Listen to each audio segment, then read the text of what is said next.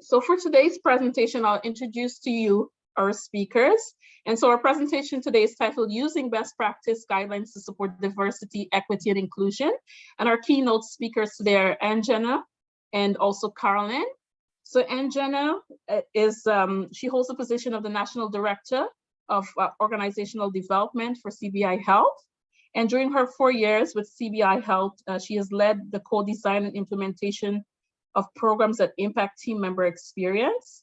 For example, employee listening, learning and development, performance management, diversity, equity and inclusion, health and wellness, and HR technology. As the leader for diversity, equity and inclusion, she has spearheaded the inception of the program, and she uses her experience of more than 15 years in HR as a consultant, as an HR business partner and talent acquisition leader to support alignment, cross-functional partnership, and collaboration to embed diversity, equity, and inclusion in the day-to-day operations of the organization. So Anjana is an active HR professional outside of CBI Health in the diversity, equity, and inclusion community of practice and the Ontario Healthcare Organizational Development Network. We also have Caroline Gell, and she's the Senior Director, Quality of Risk and Regional Privacy Officer for CBI Health Ontario. And she's been working in the healthcare industry for over 40 years.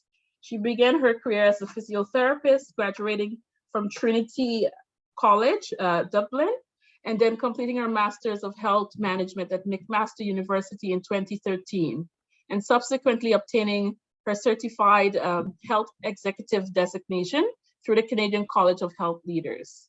So Caroline has worked in a variety of roles and healthcare sectors, but most of her career has been in home care. And she remains passionate about home care, the personnel that work in home care, and the care that is being provided to clients in their home. In her current role, Caroline oversees a fantastic team of 5 that includes clinical excellence, personal support, nursing and therapy services, clinical service design, and quality and safety. And they all provide support to the local operational teams to deliver positive health outcomes with a focus on client and personal safety, and excellence in service delivery and clinical practice. So once again, I would like to welcome to you Anjana, Moitra, and Caroline Gell.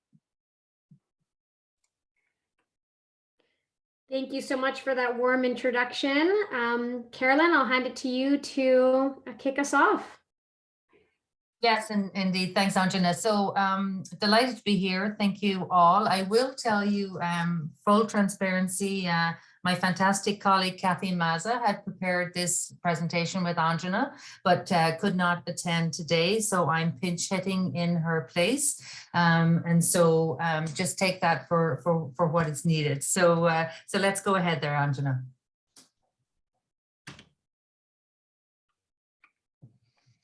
So diversity, equity, and inclusion strategy, and the agenda today will be look at some background, some planning, implementation, what we're doing in terms of monitoring and evaluation, what's happening next, and then we're hoping for a really rich discussion at the end of our presentation.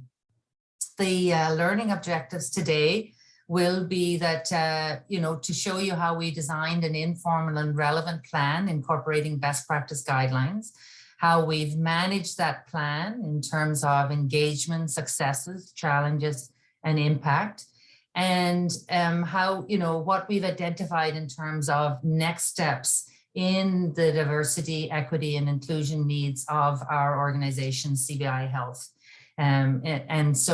Obviously important to that is the inclusivity of having that program to be sustainable. So that hopefully will be at the end of the session. Hopefully you will have achieved those learning objectives.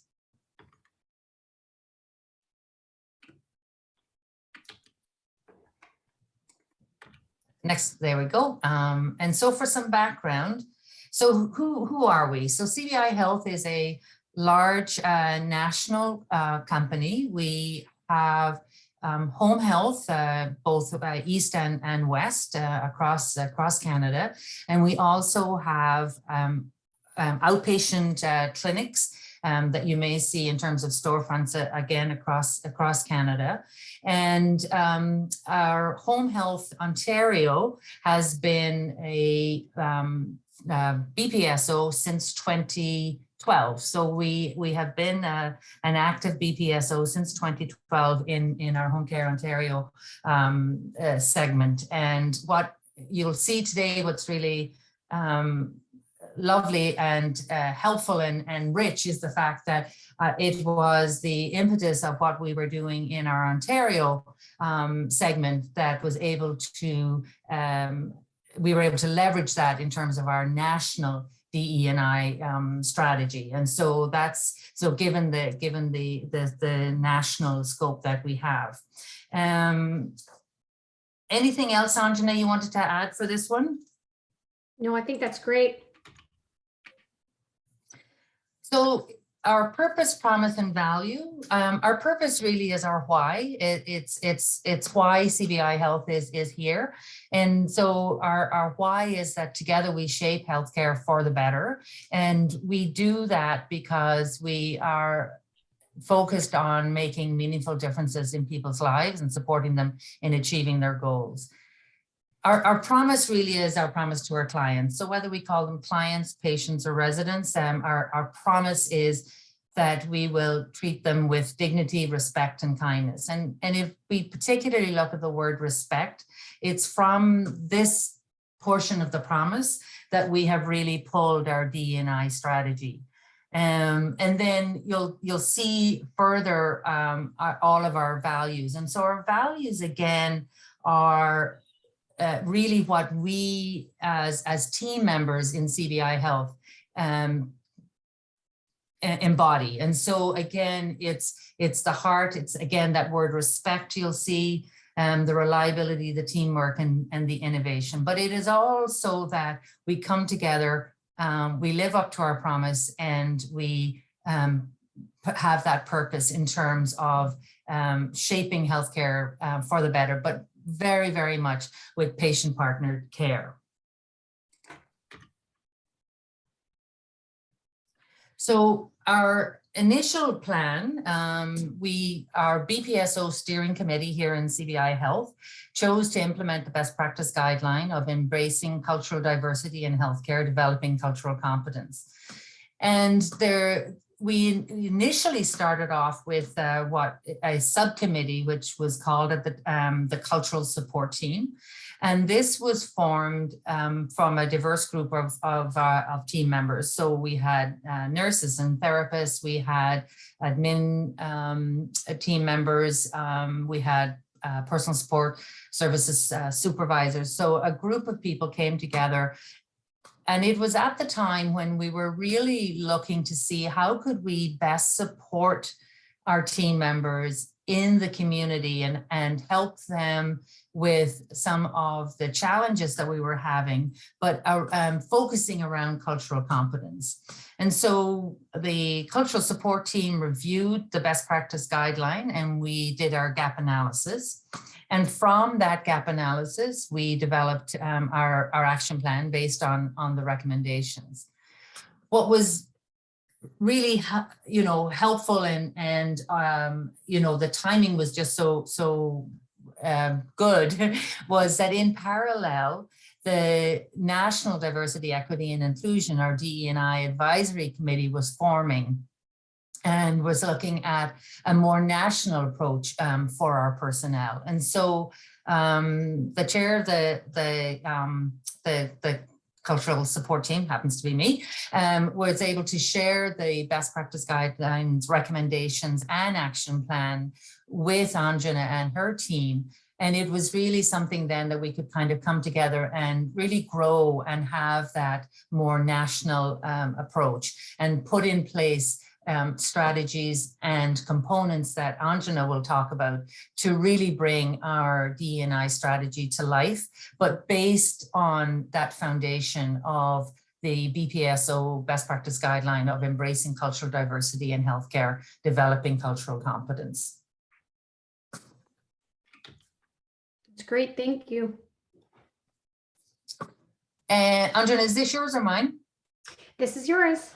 Okay, it's still mine. Okay. So the gap analysis and the alignment. So having done the gap analysis, there really was a focus on the recommendations focuses on awareness, communication, new learning, workplace policies, and recruitment. And there's so many successes that we've had already with embracing this best practice guideline.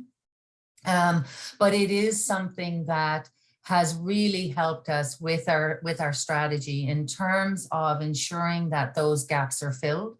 And we'll, hopefully be able to share just some day-to-day examples of some of the changes that have gone on around that awareness and that communication and the conversations that are occurring. And so again, working through the gap analysis, aligning with the best practice guideline, and then being able to leverage that into something larger is really what has occurred.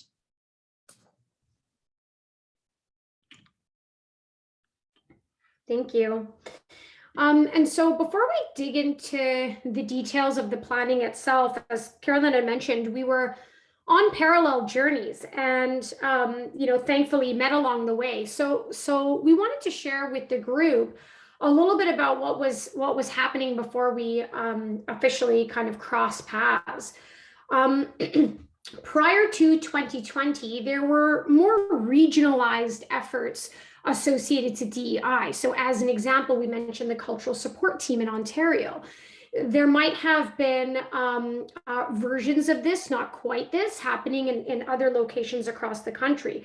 But we did not have a national perspective on diversity, equity, and inclusion. In May, June of 2020, with the murder of George Floyd in particular, it truly highlighted that gap in terms of the team member experience. What were our values on this type of a topic as an organization, and how might that influence the way that we in turn treat folks that work with us, as well as those folks that we provide care for? Once the opportunity was identified, and ELT was our executive leadership team was very supportive, the immediate question is, well, what's the plan? And our response was, we don't know until we understand our people and hear from them. So the next step was to set out and conduct an employee census to understand the demographic of our employee group. Through October and November, we pulled together a DEI advisory committee, and we took a bit of a unique approach. Sometimes organizations tended to move towards appointment of individuals for these positions, and instead we put out a voluntary call across the national network to find individuals who were interested. Representation was from all segments, all levels, and various different backgrounds and lived experience. We also set out to conduct focus groups where we split our employees and our leaders into two different groups, as well as created groups with folks that had specific identities or individuals that did not or wished not to identify with anything. And we asked key questions around what diversity, equity, and inclusion meant to them. What did they feel was going really well here at CBI Health? What might not have been going so well that we need to pay attention to? And at this point came that really formal crossing of paths through the cultural support team with information on the RNO best practices. And this was a key component of our best practice research. It couldn't have been better timing. And it provided a really solid framework for us to gut check our areas of focus and the way we might approach those areas of focus. We launched our plan in 2021. And since then, we have established a key partnership with the Canadian Centre of Diversity and Inclusion, and have regular updates, features, and benefits of the program that we communicate out to our network. So let's dig into the detail of the planning approach. So before we got into the planning, as we mentioned, we needed to find out more information. It wasn't just information external to our organization, but also what did it mean for us? And it shed light in terms of who we were, what were some of the areas that we might want to focus on. And we cross-referenced that was what was happening within healthcare and other industries in Canada and globally. And before we put pen to paper on what it was, the specific things we were going to do, we needed to articulate our purpose and our commitment. So we identified our commitment as providing a diverse and equitable, inclusive workplace where everyone can feel safe and accepted to be their authentic selves. And we wanted to do so by creating a safe, respectful work environment by ensuring everyone feels included and valued. We agreed to achieving this mission by focusing on the following areas. And what you'll notice with the areas that we agreed to focusing on is they lined up really nicely with the BPG focus areas. So as an example, providing diversity training and education to all team members, sharing stories that highlight diversity, equity, and inclusion that is present at CBI Health. And not only just visibly highlight it, but also share some of the stories, the differences in experience that were happening for folks from all different backgrounds. We wanted to create safe spaces for our team members to connect, listen to our team members, and also consult with experts on best practice. Utilize the advisory committee to connect, reflect, and advocate for the needs of our team members. And enhance development and work opportunities to better represent the diversity at CBI Health at all levels. So this was really about representation and our opportunity to tackle things like system, policy, decision-making. A couple of things that we were cautious about as it related to our commitment and the culture we wanted to create around DEI. Are three things: shaming, silence, and calling out. But I'd like to focus on calling out. So what did we mean by being cautious about calling out? No doubt there are situations that call for telling someone when something is unacceptable and not tolerated, where we need to interrupt and actually stop the course of a conversation or activity. But we really wanted to, caution it as being the only way, and also build calling in, a culture where we want to create opportunities for people to explore deeper and make meaning of something together, to build a mutual understanding, to seek out more information, and understand different perspectives, possibilities, and outcomes. So as we've been building as we were assessing kind of our purpose and our commitment and thinking about the specifics of our plan, we really thought about the type of culture we wanted to create too, and articulated some guiding principles. So this gives a viewpoint of the plan that we landed on for 2021. And we also thought for the purposes of this session to share very openly our performance against this plan. As you can see, again, we've put the best practice focus areas just to kind of make it clear. Just throw those in there. We focused on communications like storytelling, cultural celebrations, the development of employee resource groups, a number of different leader support resources, learning, some focused efforts in recruitment, and lastly, the employee experience. What was interesting in terms of progress made against this plan is accepting you're not going to be able to do it all.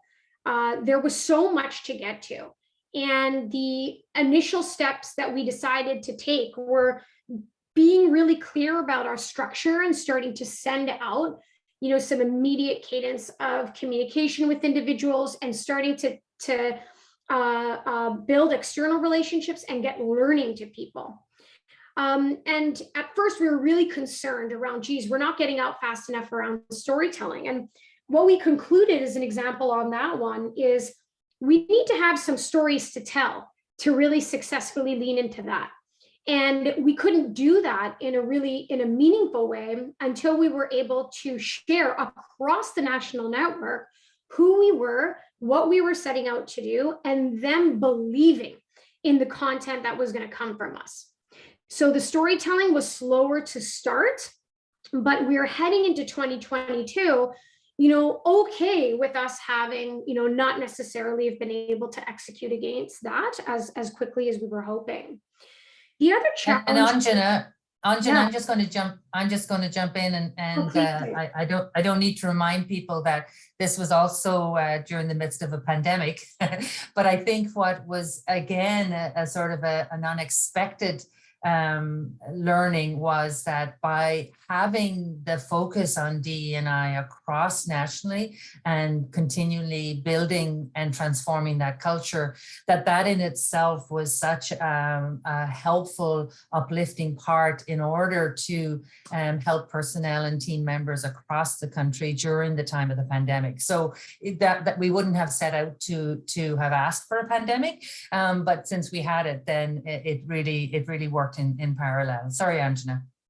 No, that's a great call out, because we have tried to continue leaning into this, but our DI programming has nicely kind of complemented and added to efforts in the space of retention as well as health and wellness programming.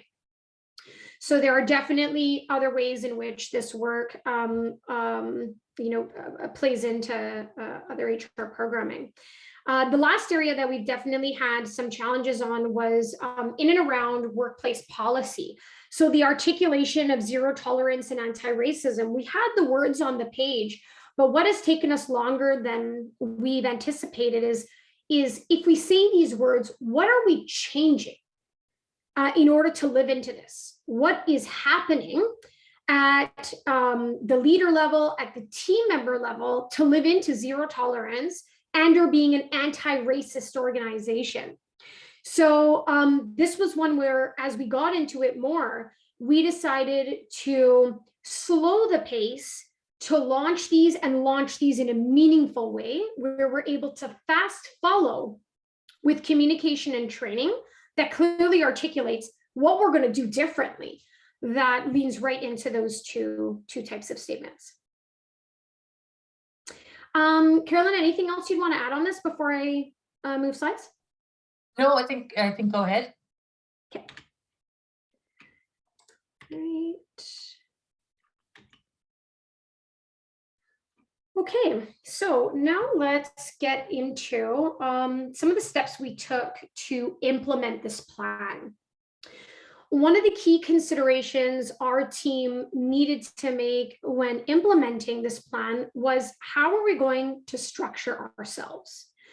We wanted to structure ourselves such that the program was sustainable as possible. And we didn't start off with funding that specifically was allocated towards DEI resources. So the initial place that the DEI program landed up was in organizational development under HR. The key thing I'd like to flag with this is, just because it lived in HR did not mean that to our organization, DEI was an HR initiative. DEI is an organizational initiative. And so although the leadership was coming out of organizational development, it was no doubt something that we wanted to weave into the responsibility, accountability of functions right across the organization. So we have corporate driven focus on DEI, and then team member driven. So at the corporate level, we have the DEI program being managed mostly by the DEI advisory committee and through leadership with organizational development. Our key partners in corporate shared services are communications and information technology. So we did need to secure resource allocation from, in particular, communications to support the delivery of the program. There's a huge amount of reliance on that partnership. At the executive leadership team level, we secured executive sponsorship. That executive sponsorship will rotate, and the executive leadership team is whom we report our progress against the program. At a team member driven level, we have regional DEI efforts, such as the culture support team. They end up being a great way of two-way communication and insight for the advisory committee. What might be hot topics or issues going on in a particular spot, and then how can we support? Our team members are a huge part of driving, the program and living into our commitments by engaging in the program itself, and as well as identifying with what might be missing that we need to pay attention to. And most recently, we've launched employee resource groups that will also end up being a wonderful way to live and drive diversity, equity, and inclusion, and again, be that two-way means of communication on what are the needs of our team members.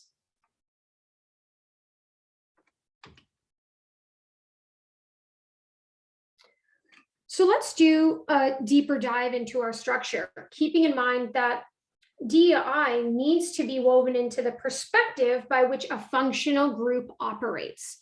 Having it as a standalone stream risks a lack of integration and true culture transformation.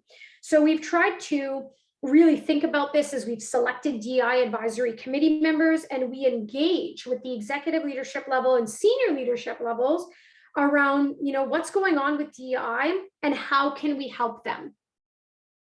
At a corporate leadership level, it's ELT endorsed and sponsored. And there's a difference between endorsement and sponsorship. Sponsorship is somebody really ensuring that they're taking this and creating a space at the table to make it happen and influence for you. Corporate shared services support, as mentioned, that partnership with communications for us has been very key. DI advisory committee led. We have representation from all segments and levels. We did secure a budget so that we could host particular types of events and experiences. And we did invest into a partnership with the Canadian Centre of Diversity and Inclusion. That to us has been a key resource and a part of kind of like an extension of our structure. So they provide knowledge, education, experience, and being a partner ensures that every single one of our team members also gets to log in and review webinars, pull research, take a look at content. And so that's a wonderful perk.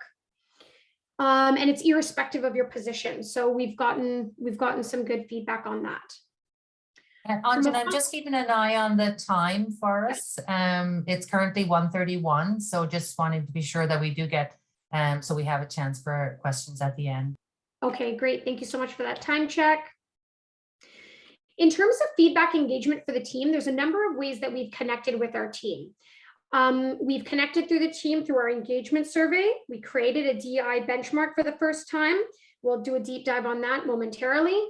We've also weaved in DEI related questions to our employee life cycle surveys, new hire, 30, 90, and exit. This provides us an opportunity to get feedback through other mechanisms. And we also monitor our communications, such as open rates of emails, views, and then we have an inbox that we monitor for submissions from the general network. One of the objectives of today was to chat about some of the challenges. So one of the challenges that we have had is understanding of the subject. There is a lot of variability in folks at all different levels on understanding of this subject. And how we've gotten around it is accepting that this is a one lesson at a time. And this is not a destination. It's lifelong learning. You're committing to leaning into this space and learning about it regularly. The other challenge has been the complexity of the journey. It can feel very overwhelming when trying to address diversity, equity, and inclusion. And what we've decided to do to help us along that journey is to balance short-term, more simple deliverables with complex, more longer-term deliverables. This has helped us gain confidence and buy-in, belief from our network, while we also take away at some of the more challenging deliverables associated to diversity, equity, and inclusion. Competing priorities, interest and level of commitment has been a big issue. As Carolina mentioned, the pandemic, no doubt, has really put a lot of pressure on our organization. And so instead of letting that bring you down, is to really go where the energy is. And there tends to be areas, teams, regions that are more ready than others. And so don't hesitate from going where the energy is, and then momentum builds from there. And lastly, resource and time restrictions. That has been hard, and it has made us have to make some difficult choices around what we can do. And how we've gotten around this is persistence and being a bit choosy.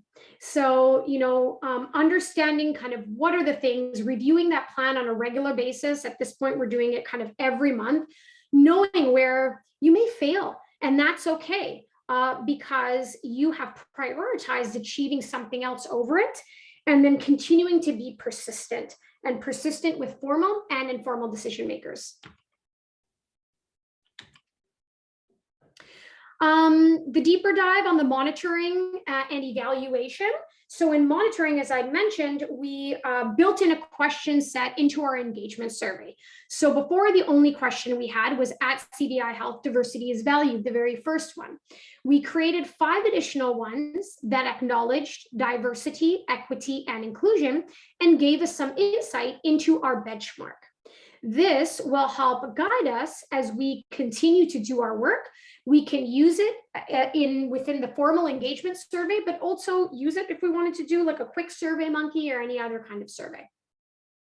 You'll notice from our results, our area of opportunity is in a sense of belonging. And so we make sure from a communications perspective to tie in our initiatives to the feedback our employee group provided us, so they know that they're being heard and that action is being taken accordingly. This is a quick view of our program engagement stats. So as we mentioned, we've been monitoring visits, we've been monitoring email opens, and considering we've kind of started from scratch, we're feeling good. We're feeling good about how things are progressing. And it's given us a lovely viewpoint into what we might want to try and accomplish over the course of 2022. So in terms of what's happening next, to wrap it up, we are focusing on the area of education and awareness. We're going to start doing the DEI Employee Spotlight series. We have weaved in diversity, equity, and inclusion to our general orientation and onboarding experience. We are also in fresh partnerships with our clinical training and development team to discuss DI competency from a clinical perspective. We are conducting training on unconscious bias and power and privilege this year, and providing a leader guide on how to engage in DI-related discussions in team meetings. So knowing that the team meetings happen, let's say, a half an hour at a time, what might be some quick hit topics to make it as easy as possible for them to see, the theme and then ask the key questions. Team member experience, and then lastly, most importantly, the client experience. So now that we're starting to kind of make meaningful difference in the lives of our team members, we can much more respectively lean into that client experience piece and start to make an impact there. So with that, I will, Carolyn, anything else to add? Otherwise, good to open it up for questions. No, let's see what questions there are, and we can add depending on what needs to be. We're good at filling gap analysis, so we can fill in as need be. Awesome. Thank you so much, Anjana and Carolyn, for such a brilliant and engaging presentation. It was really great to hear about how your organization is using best practice guidelines to support diversity, equity, and inclusion. And it was also really great to see the work, how ingrained this work is in your organizational practice. So at this time, I'll open it up to our participants to see if you have any questions for Anjana and Caroline. And you can raise your hand, or you can also type your question in the chat box. So I believe there is a raised hand. Okay. I also see a question. Shall we address the question on identity collection or the raised hand? Yeah, go ahead with the question on identity collection, and then we'll come back to the raised hand. Yes, okay, wonderful. Thank you for your question, Christine. Yes, we are starting our journey on identity data of our team members. Clients is a TBD discussion. In terms of our team members, we've included a voluntary DEI, like demographic section, in our human resource information system. That has not had the strongest uptake as of yet. Our census, that wasn't connected to specific people, had a very good response rate for a first-time survey. I think it was 35% or something. So one of our goals for this year is around improved data collection. Thank you. And I believe Ruth has her hand raised. So Ruth, you can unmute your line and speak. Thank you very much. Yes, it was a really nice outline. I'm really glad I came. But I have a question for you. I'm just wondering, was sexual and gender diversity as a culture, has that been included? Gender diversity, has it been included? Both sexual and gender diversity, as in the LGBTQ+ community. Yes, it most certainly is a part of our approach. And how did you address that? So to reiterate that, Ruth, I think you, as Anjana says, we've looked at it as the broad spectrum in terms of DE&I. So as part of our journey, we're getting to know our team members better. It's always difficult not to come across as tokenism, but one of the things that I know some team members have really enjoyed have been the ability to choose their own pronouns in our what do you call that, Anjana, our HR system. But I think it is like along our journey, we will continue to ensure that there is awareness, there's opportunities for modules for learning, for building awareness and understanding. Does that answer your question, Ruth, or is there more specific? It does in some regards, but I'm wondering, are you aware of the new best practice guideline that relates to this community? We are, and so as with all of you on the line, we choose best practice guidelines to every couple of years that we have to do, and so we have looked at it, but not in detail, but we are aware of it.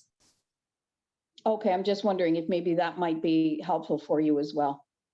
Thank you. So absolutely. Thank you so much, Ruth. I think Nancy also mentioned at her workplace, they have a small committee and working on diversity and inclusion and implementing best practices. And she wanted to know, how do you suggest we communicate with different departments in a large organization to support the implementation of diversity awareness? Carolyn, I'll start, and then I'm gonna throw it over to you, Anjana. So I think as with anything, having something like the structure of the best practice guidelines and doing your gap analysis, and then again thinking about how you do all of your best practice guidelines implementation in terms of aligning it with the strategies of of your organization. All of those goes towards that sustainability. But I think the other thing that Anjana mentioned is you have to sort of pick and choose. You have to start small. There's, you know, in the QI world, there's, you know, you can't boil the ocean. And so I think it is about taking some particular pieces and trying to implement that across, you know, whether it is just really, you know, one of the best things that's come out of this for us in CBI Health is the conversations that can now occur, because people have a sense of more safety in terms of, because the awareness has been building and that conversation is allowed to occur. Anjana, over to you. That's great, Carolyn. Thank you. I think what I would add to that is as long as you've got a solid framework, you have something to go to with these different departments. And I think what's key to keep in mind with all DI work is, you know, not for us, without us. So think about the way that you can engage these different departments in how to execute against an overall framework. And so that's a wonderful way of gaining buy-in from individuals. You don't need to worry about doing all of the influencing. You're bringing along someone within that department in a position of influence to understand what you're setting out to do, what that framework might look like, and how it could be realistic to that department. So that would be one other thing I throw in. Thank you so much, Anjana. There's one other question that I'll address in the chat, as it's asking about, do you have outreach to community elders, such as Indigenous elders in the community you serve, or reach out to them at all? Is that something that's a part of your program? So it is not yet, but it's identified as one of the things we want to focus on for 2022.